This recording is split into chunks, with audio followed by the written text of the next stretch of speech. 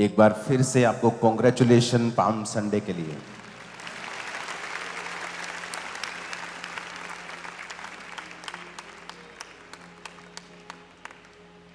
ये कितना ब्यूटीफुल किसी ने बनाया है पत्ते का। ऐसी चीजें मुझे दिया करो, ये पटाखे फुटूखे मुझे पसंद नहीं है। ये देखो क्रॉस, हालेलुया। ये मजेदार चीजें हैं। इस कलीसिया को मुझे बताने की जरूरत नहीं है कि परमेश्वर का आत्मा आपसे बात करता रहा है हर समय। जो 1 साल बाद होना है, जो 2 साल बाद होना है, आपको बता दिया जाता है। आज पूरी दुनिया इकोनॉमिक ऑपरेशन के नीचे है। अब मुझे वीडियोस आपको दिखा चुका, मुझे बार बार दिखाने की जरूरत नहीं। और ये तब बोला गया था जब इंटरनेट के ऊपर हर दूसरी रील स्टॉक मार्केट के ऊपर थी। हर कुछ ऊपर चल रहा था, फाइनेंस हाई लेवल पे चल रहा था, हर कोई आदमी खुश था, हर कोई आदमी स्टॉक्स के शेयर मार्केट के पीछे भाग रहा था। मैं नहीं कह रहा हूं शेयर मार्केट बुरी है या अच्छी, मैं कुछ नहीं कह रहा हूं, लेकिन मैं आपको सिचुएशन बता रहा हूं कि उस समय क्या थी जब परमेश्वर ने मुझे कहा था इकोनॉमिक ऑपरेशन आएगा और सब कुछ डाउन हो जाएगा। तब नहीं कहा था जब कुछ मार्केट गिरने वाली थी, तब बताया था जब हाई लेवल पे थी। अगर आप इंटरनेट खोलेंगे, आपको वो स्टॉक मार्केट वाले सारे गुरु गायब हो चुके मिलेंगे। अब कोई नहीं बोल रहा। और तब आपको बोला गया था कि इकोनॉमिक ऑपरेशन आएगा और ऐसा आएगा जैसा आपने पहले नहीं देखा होगा। अब वो टैरिफ वॉर की वजह से आया, वो और वजहों से आया, वो एक बहाना है। आपको पता कुछ तो बहाना बनेगा ही। आज जो पंजाब में चल रहा है, मैं आपको वीडियोस नहीं दिखाऊंगा क्योंकि मैं किसी से नफरत नहीं करता हूं, किसी मैन ऑफ गॉड के गिरने से मैं खुश नहीं हूं। वचन कहता है कि जब शाऊल गिरा तो दाऊद रोया, और एक आदमी आया शाऊल दाऊद के पास, कहता ये कंगन पहचान। कहता किसके हैं? कहता शाऊल के। कहता वो लेटा हुआ था, उसका प्राण नहीं निकल रहा था, उसने कहा अपनी तलवार से ये मुझे खत्म कर दे, तो मैं उसे खत्म करके आया। ये सोच के कि दाऊद बहुत खुश होगा कि देखो जी आपका जो नफरत करने वाला था ना वो मर गया। पर बाइबल कहती दाऊद ने कहा तू कहां का है, कहां से आया है? तूने जो शाऊल को मारा, अब तू मारा जाएगा। चाहे शाऊल पर से आत्मा उठ चुका था, पर दाऊद तब भी प्रसन्न नहीं था कि शाऊल गिरा। एक असली मैन ऑफ गॉड किसी के भी गिरने से खुश नहीं होगा, यह उसकी निशानी होगी। अगर वो खुश है, वो खुद भी असली मैन ऑफ गॉड नहीं है। चाहे वो गलती है चाहे नहीं है, चाहे वो अपनी मिस्टेक से गिरा हो, यह बात नहीं है। शाऊल अपनी मिस्टेक से गिरा, लेकिन दाऊद तब भी खुश नहीं था और उसने कहा हे योनातन, हे शाऊल, तेरी तलवार, तेरी ढाल बिना तेल लगाए रह गई। यानी तू अनॉइंटिंग से बाहर हो गया, तू परमेश्वर की इच्छा से बाहर हो गया और तू मारा गया। और उसने विरोधियों को भी मैसेज दिया कि हे उन औरतों को कि तुम प्रसन्न ना हो, तुम खुश ना हो। कितने मेरी बात को समझ रहे हैं? हमें प्रार्थनाएं करने की जरूरत है एक दूसरे के लिए। और अगर मैं आपको वीडियोस नहीं दिखाऊंगा, अगर आप मेरी 1 साल पुरानी वीडियोस देखें 2024 की, आपको बता दिया गया था कि बड़े बड़े channels, Hindi news channels documentaries बनाएंगे। जाओ देखो 1 साल पुरानी वीडियो, मैं नहीं दिखाऊंगा, आप देखो। नहीं तो कोई बोलेगा कि मैं कोई नफरत कर रहा हूं या मैं कोई एजेंडा चला रहा हूं। जाओ चेक करो मेरी 1 साल पुरानी, आपको बताया गया था हिंदी न्यूज चैनल्स डॉक्यूमेंट्रीज बनाएंगे। इकोनॉमिक जो चल रहा है आपको बता दिया गया था, और अब जो आने वाला है मैं आपको बताने वाला हूं आज। उससे पहले मैं आपको एक स्टोरी बताना चाहता हूं। यह स्टोरी ऑलमोस्ट हम सब ने स्कूल्स में पढ़ी है। 2 बिल्लियां थी और वो दोस्त थी दोनों, और उनको रोटी का टुकड़ा मिला और वो रोटी के टुकड़े से लड़ पड़ी। दूर बंदर देख रहा था और बंदर उनके पास आया और उसने कहा मैं देखता हूं क्या करते हैं। क्या किया उसने? तराजू लिया, रोटी का टुकड़ा लिया, दोनों डाले, एक थोड़ा भारी था, एक थोड़ा कम था। अब बिल्लियां लड़ी हुई थी आपस में कि मुझे चाहिए ये वाला, मुझे बड़ा चाहिए। तो बंदर क्या करता था, थोड़ा सा इधर से खा लेता था। अब ये हल्का हो गया, ये भारा हो गया, कहता चलो ये भारा हो गया, अब इधर खा लेते हैं। फिर इधर का खाता था, फिर ये हल्का हो गया, ये भारा हो गया, और ब्रेड खत्म हो गई। सिख लोग और क्रिश्चियन लोग ये ध्यान रखें कि दोनों माइनॉरिटीज हैं। आपकी फाइट का फायदा देश विरोधी लोगों को होगा। अब आपकी मर्जी है लड़ना है कि नहीं लड़ना। सिख और क्रिश्चियंस अगर साथ में चलें, इमेजिन करो कितने क्रिश्चियंस हैं पूरी दुनिया में, पूरे देशों में, जो लोग दुनिया पर राज करते हैं। 400 करोड़ लोग आज लोग परमेश्वर को मानते हैं। इमेजिन करो अगर ये दोनों इकट्ठे हो जाएं तो कितना परमेश्वर का और कितना समाज का हम काम कर सकते हैं। क्योंकि अगर आप ये डिसीजन नहीं लेंगे तो इसका फायदा तीसरे को होगा, और ये फाइट करीब है अगर आप नहीं सुधरेंगे। क्योंकि कोई भी ऐसा नहीं है जो अपने धर्म पर बातें सुनेगा और चुप रह जाएगा। यहां तो छोटा सा एक अफसर होता है ना, पुलिस अफसर, अगर वो अड़ जाए, किसी चौकी का अगर इंचार्ज है मान लो, वो अड़ जाए तो वो बड़े अफसर की बात भी नहीं सुनता। अगर उसकी शान पे आ जाए, आन पे आ जाए या इज्जत पे आ जाए, वो नौकरी की परवाह भी नहीं करता।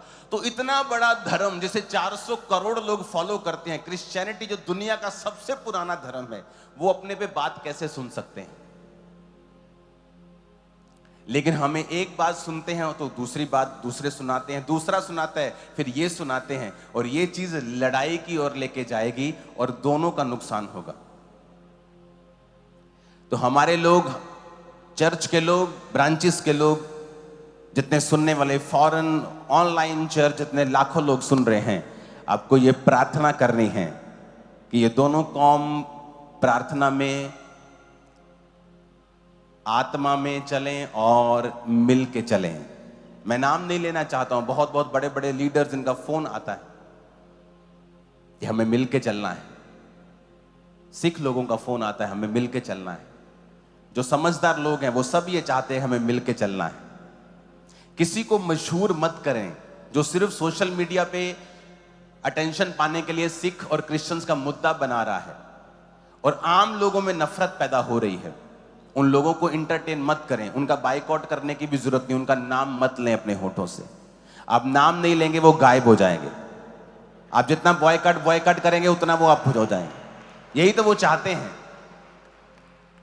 कोई बेचारा एक अज्ञानी है, अपने फॉलोअर्स बढ़ाने के लिए कर रहा है या कुछ भी कर रहा है, या उसको नॉलेज नहीं है, हमें उससे नफरत नहीं करनी। हमें समझना है आपकी चर्च, हमारी चर्च, ये मिनिस्ट्री आगे का बताती रही है, आपको ये मालूम है, ये कोई नई मिनिस्ट्री नहीं है।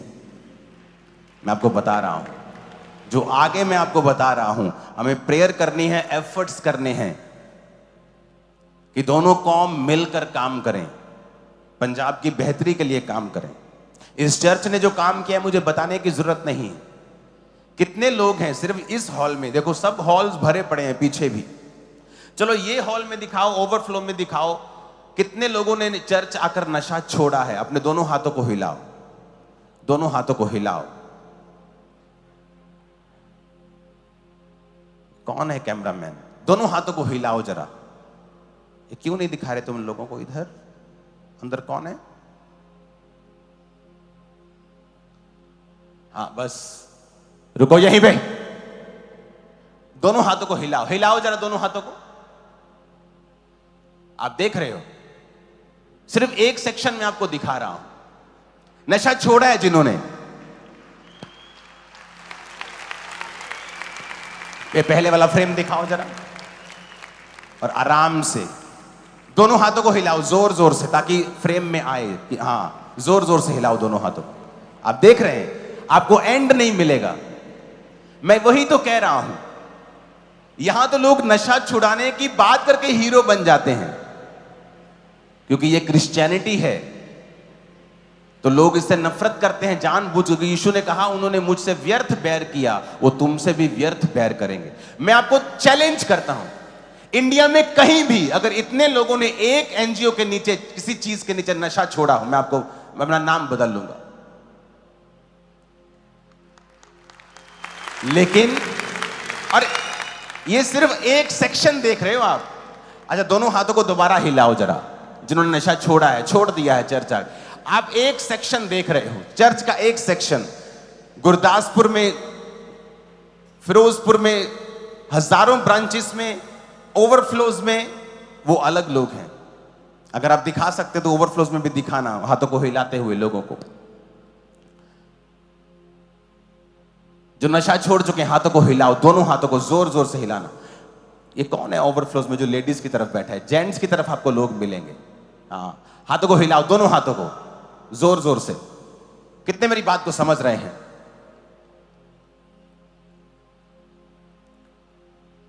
इस चर्च ने हेल्प की है समाज की भी। क्या आप समाज का हिस्सा नहीं है? मैंने कहा क्या आप समाज का हिस्सा नहीं है? क्या आप इस देश का हिस्सा नहीं है? इतिहास बताता है चर्चिस हेल्प करती रही हैं देश प्रेम के लिए। जाओ इतिहास पढ़ो। जो लोग ये कहते हैं कि अंग्रेजों ने शासन किया, इतिहास पढ़ो। जिन लोगों ने देश को आजाद करने में भूमिका निभाई है उनमें चर्च मिशनरीज थे, जो ये अंग्रेजों को कहते थे कि जो तुम कर रहे हो ये बाइबल के खिलाफ है। हम इन लोगों के साथ हैं, हम भारतीयों के साथ, हम इंडियंस के साथ हैं। महात्मा गांधी के साथ अगर आप सर्च करेंगे आपको क्रिश्चियंस लोग भी मिलेंगे जिन्होंने लड़ाई लड़ी थी।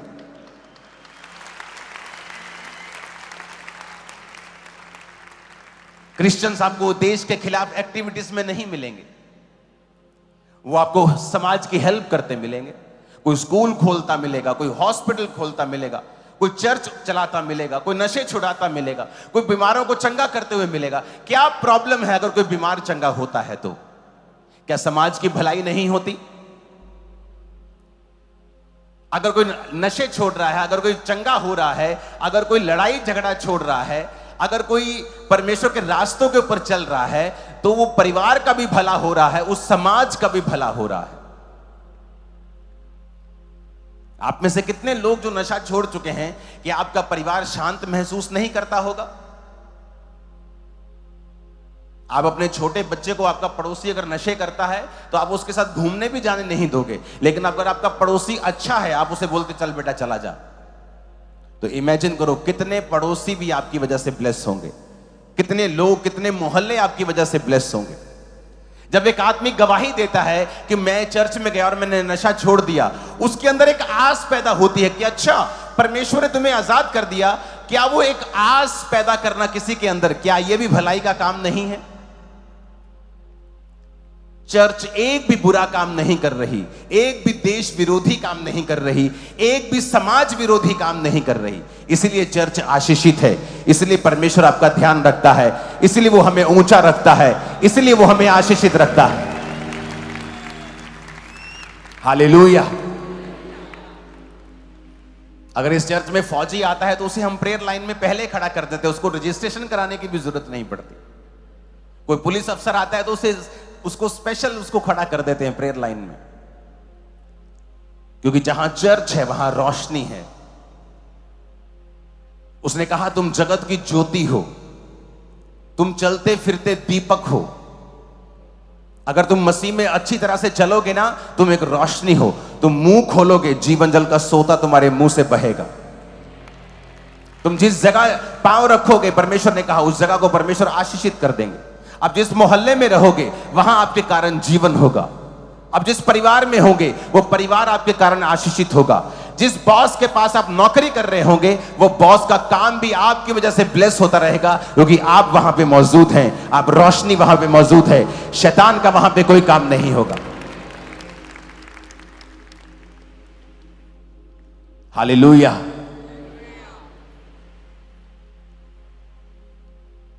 तो इस बात को बड़े ध्यान से समझना है।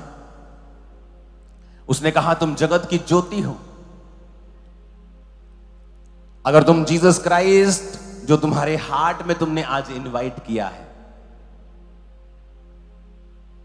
अगर इसमें कोई और रहता है जिसको तुमने वचन से अलग स्थान दिया हुआ है, तो जीसस उस कुर्सी पे नहीं बैठ सकते। अगर इस कुर्सी पे कोई और बैठा है तो मैं कैसे बैठ पाऊंगा?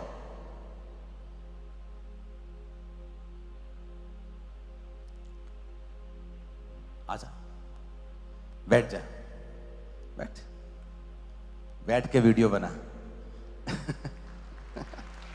अब सुनो, अब मुझे यहां प्रीच करना है। सुनो मेरी बात, अब मैं मन बना के आया कि मुझे बैठकर लोगों को अच्छी बातें बतानी है, जीसस क्राइस्ट के बारे में बताना है, उन्हें प्रभु की योजना बतानी है ताकि इनकी जिंदगी में काम हो सके। लेकिन मैं यहां बैठकर ही प्रीच करूंगा। यही रास्ता है कि ये प्रोटोकॉल है कि यहां बैठकर प्रचार करना पड़ेगा। अब मैं यहां पर आऊं तो मैं कहां बैठूं? मैं वेट करूंगा कि ये भाई उठे तो मैं बैठूं।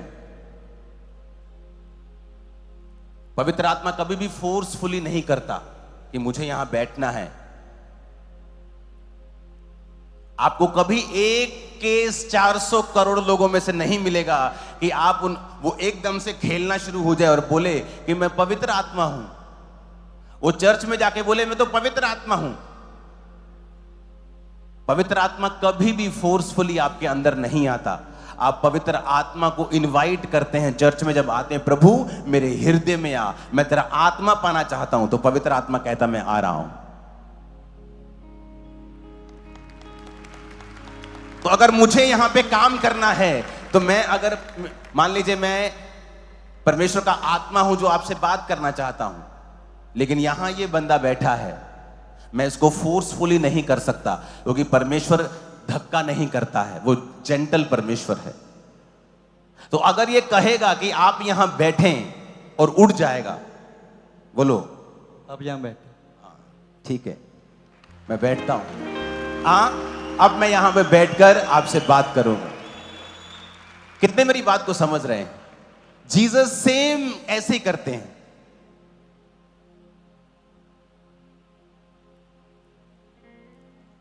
आप प्रेयर कर रहे हैं, प्रभु मेरी गरीबी से मुझे छुड़ा, मैं बहुत मुश्किल में, मेरी गरीबी से मुझे छुड़ा।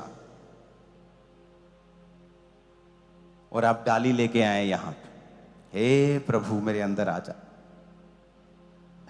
सुनो मेरी बात, अब जीसस को जब आप पुकारेंगे वो आपके पास आएगा।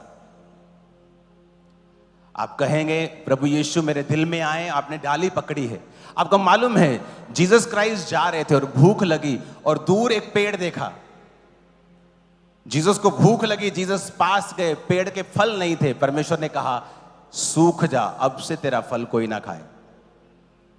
पेड़ का फल देने का समय नहीं था, तो फिर क्यों श्रापित किया? क्योंकि वचन कहता है कि आप जीसस को अगर धोखा देते हैं आप कभी फलते नहीं। वो पेड़ अंजीर का पेड़ था।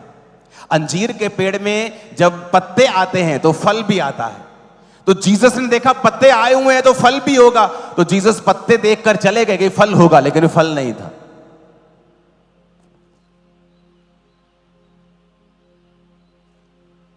आप डाली पकड़ के बैठे, जीसस मेरे दिल में आए, कह रहे हैं कि नहीं? और जीसस आएंगे और देखेंगे कि ये कह रहा है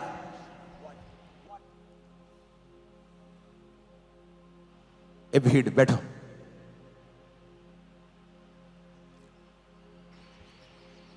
वो चेक करेंगे,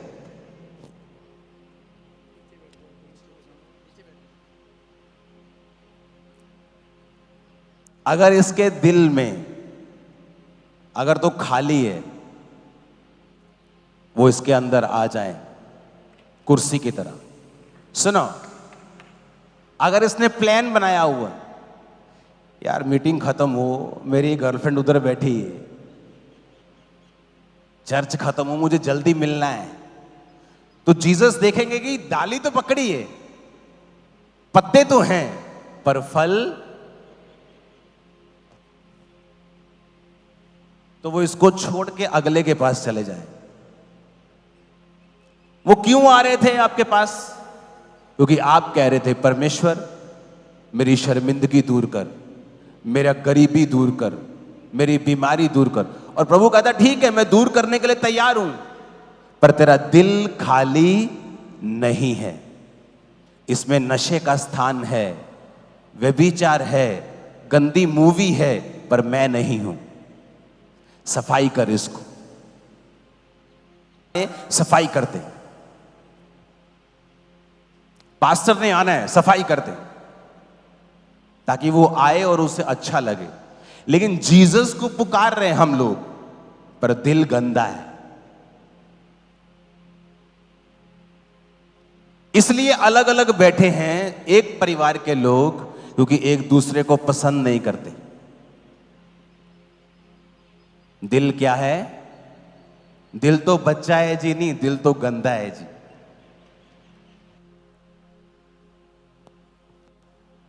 दिल बच्चा नहीं है, दिल सबका बाप है। ये धोखा देने वाला है। दुनिया की सबसे ज्यादा धोखा देने वाली वस्तु क्या है? दिल। I will follow my heart। तो तुम धोखे में हो। आपको हार्ट फॉलो नहीं करना है, स्पिरिट फॉलो करना है।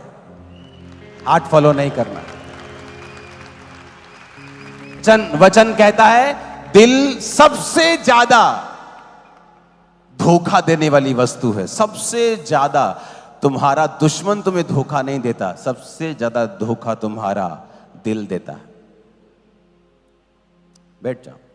अब जीसस को तुम्हारे अंदर क्यों आना है? उसे क्या शौक पड़ा है तुम्हारे अंदर आने का?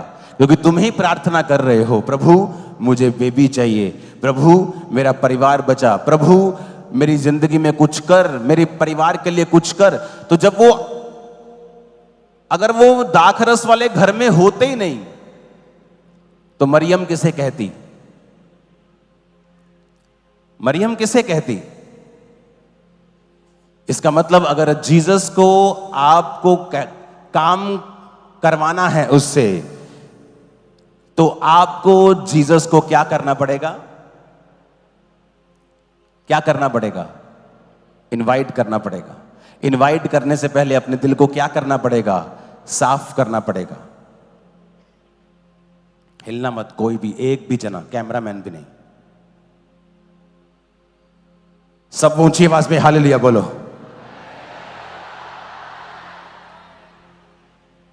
ऊंची आवाज में हालेलुया बोलो। आप मेरी बात समझ रहे कि नहीं?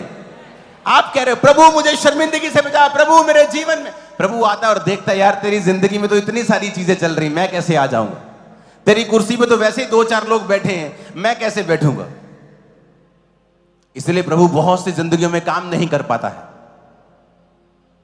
आपको उसे कहना होगा प्रभु मेरी लाइफ में आ, और अपने कर्मों से भी कहना होगा प्रभु देख मैं ये चीज को छोड़ता हूं, इस पाप को छोड़ता हूं, इस गंदगी को छोड़ता हूं, इस वैर विरोध को छोड़ता हूं।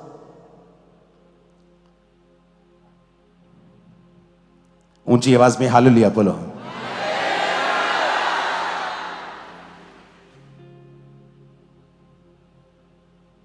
फिर से हालेलुया बोलो जोर से।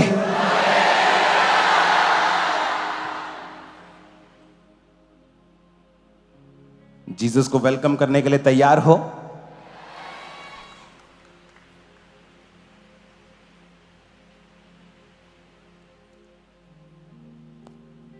प्लान किया कि मटकों में पानी भर दो मुंह तक। किसने प्लान किया था ये? ऊंची बोलो। किसी के दिमाग में ये बात नहीं आ सकती थी। सब सोच रहे होंगे पास के घर से मांग लेते हैं। यहां कौन सबसे नजदीक जूस की दुकान कौन सी है? सबसे नजदीक कौन शरबत का काम करता है? कहां मिल सकता है? जीसस ने कहा कहीं जाने की जरूरत नहीं, तुम नहीं कर पाओगे, तुम लेट हो जाओगे। यहां से साथ के गांव में लेने जाओगे, 3 घंटे में वापस आओगे, बारात 3 घंटे में फ्री हो जाएगी, तुम्हारी शर्मिंदगी खत्म नहीं हो सकती। उस समय परमेश्वर ने कहा यहां क्या भरा है? मटके बड़े बड़े, कितने कितने मन पानी समाता है, पानी भर दो इसमें, मुंह तक पानी भर दो। दाखरस में बदल दिया। बात है, पानी भर दो इसमें, मुंह तक पानी भर दो, दाखरस में बदल दिया। बेस्ट दाखरस, बेस्ट जूस था वो, सबसे बेस्ट अंगूरों का जूस, वो शराब नहीं थी। हालेलुया। जब आप उसको अपनी जेन्युइनली लाइफ में इनवाइट करोगे ना, आप कुछ भी प्लान करोगे, आप लेट हो जाओगे, ना कामयाब हो जाओगे। लेकिन जब प्रभु प्लान करेगा, भाई साहब मजे आने वाले हैं। वो प्लान करेगा तेरे बिजनेस के लिए, वो प्लान करेगा, वो आके स्ट्रेटजी बनाएगा, योजना बनाएगा तेरे बच्चों के लिए, तेरे जीवन के लिए, तेरी सेवकाई के लिए, तेरे बिजनेस के लिए, तेरी नौकरी के लिए, तेरी लाइफ के लिए, तेरी सेहत के लिए, तेरी हेल्थ के लिए। वो प्लान करेगा, खुद प्लान करेगा। मैं आपको बता रहा हूं, आप उसे पुकार कर देखें, वो खड़ा होगा। संकट के दिन मुझे पुकार तो मैं तुझे उत्तर दूंगा और मैं तुझे बचाकर तेरी महिमा को बढ़ाऊंगा, परमेश्वर कहता है। हालेलुया। ऊंची आवाज में हालेलुया बोलो जरा। संकट के दिन मुझे पुकार कहता।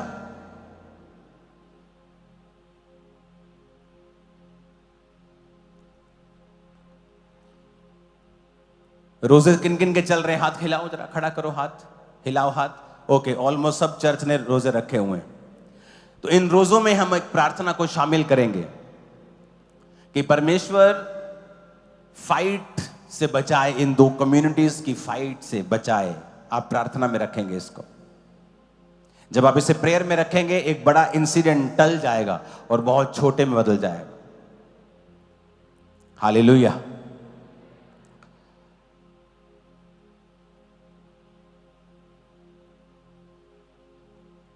क्योंकि बड़े बड़े लोगों का कोई नुकसान कभी नहीं होता, पब्लिक का होता है हमेशा। तो आपको प्रार्थना करनी है कि परमेश्वर अपने लोगों को बचाए। गांव में पिंडा जिते इकट्ठे रहने आप सब लोग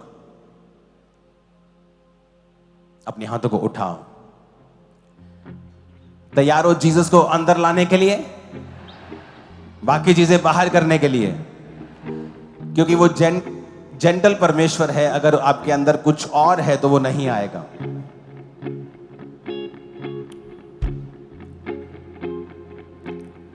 जीसस को पुकारो, कहो प्रभु मेरे जीवन में आ।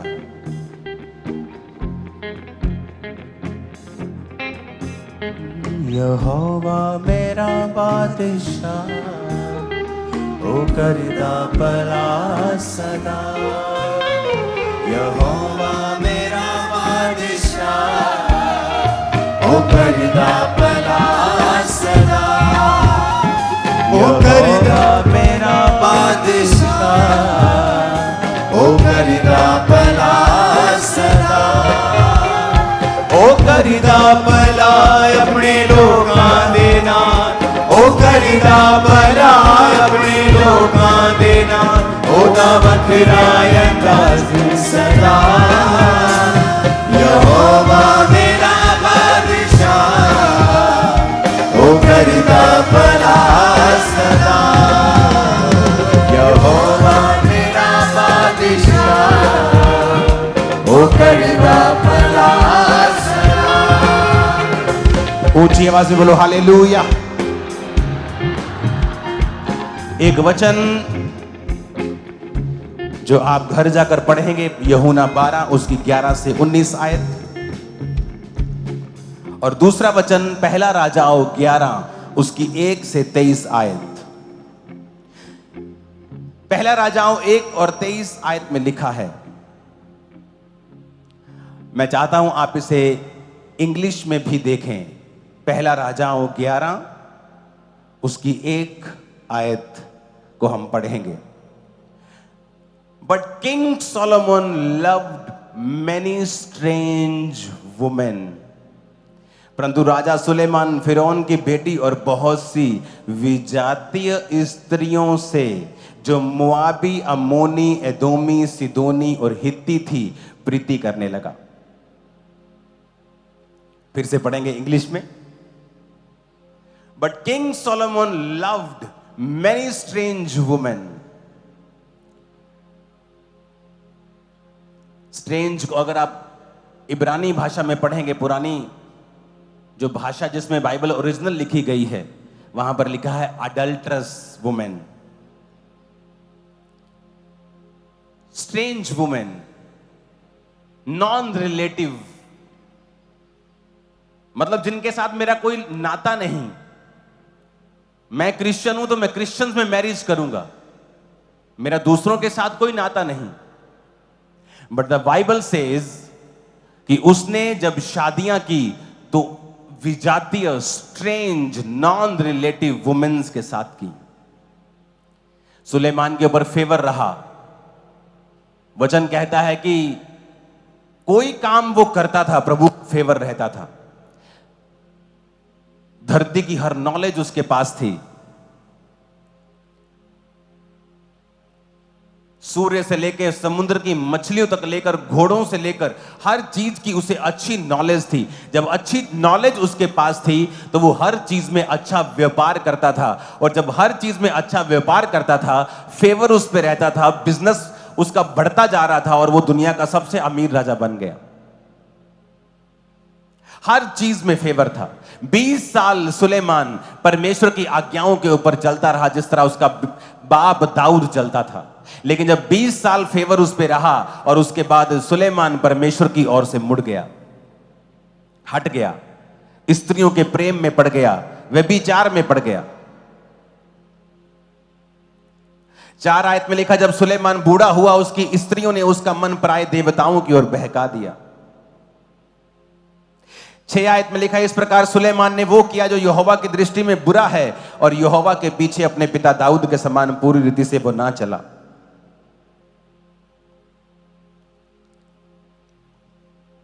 9 आयत में लिखा, फिर यहोवा ने सुलेमान के ऊपर क्रोध किया, क्योंकि उसका मन इजराइल के परमेश्वर यहोवा से फिर गया था, जिसने 2 बार उसको दर्शन दिया था। 11 आयत में लिखे, इसलिए यहोवा ने सुलेमान से कहा, तुझसे जो ऐसा काम हुआ है, तू मेरी बंधाई हुई वाचा और दी हुई विधि को पूरा नहीं कर पाया, इस कारण मैं तेरे राज्य को तुमसे छीन कर तुम्हारे ही एक कर्मचारी को दे दूंगा। परमेश्वर कहता, मेरा फेवर तेरे ऊपर था तो तू बढ़ता रहा था, लेकिन तू विजातीय स्त्रियों के प्रेम में पड़ गया। अब तू विधियों पर नहीं चला, अब मैं ये राज्य तुझसे छीन लूंगा। जब परमेश्वर का फेवर आप पे होता है, आप बढ़ते जाते हैं। लेकिन जब आप अपना वो हृदय जिसमें आपने परमेश्वर को बसाकर प्रभु का फेवर लिया था, जब आप किसी और को दे देते हैं, फिर आप घटते जाते हैं। फिर आप लाख कमेटियां बना लें, आप लाख एफर्ट कर लें, दुनिया का बड़ा सा बड़ा डिफेंस खरीद लें, आपको गिरने से कोई बचा नहीं सकता है। अगर यहोवा ने ठान लिया है आपको गिराना, कोई दुनिया की ताकत आपको खड़ा नहीं कर सकती। आप 10 लाख लोग इकट्ठे कर ले, तब भी नहीं।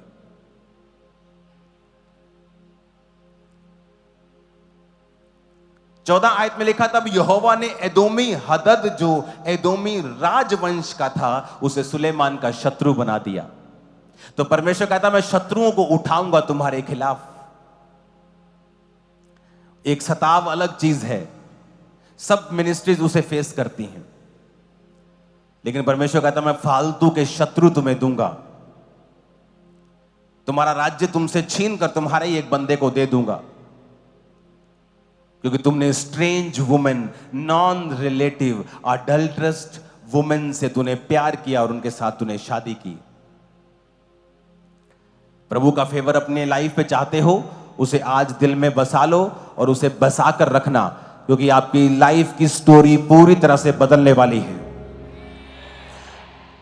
मैं आपको बता रहा हूं, आप अपने परिवार का मूसा और एलिया और उसकी अगुवाई करने वाला बनने वाले हैं, और आप अपने परिवार का यूसुफ बनने वाले, जिन्होंने उसको अन्न दिया था और परिवार का पालन पोषण किया था। आप में से लाखों यूसुफ है जो आज मुझे सुन रहे हैं। खुदावंद के नाम में आप अपने परिवार के यूसुफ बनने वाले हैं। आप तैयार हैं परमेश्वर के साथ अपना नाता अपनाने के लिए, उसके साथ चलने के लिए? उठाओ अपने हाथों को, खड़े हो जाओ।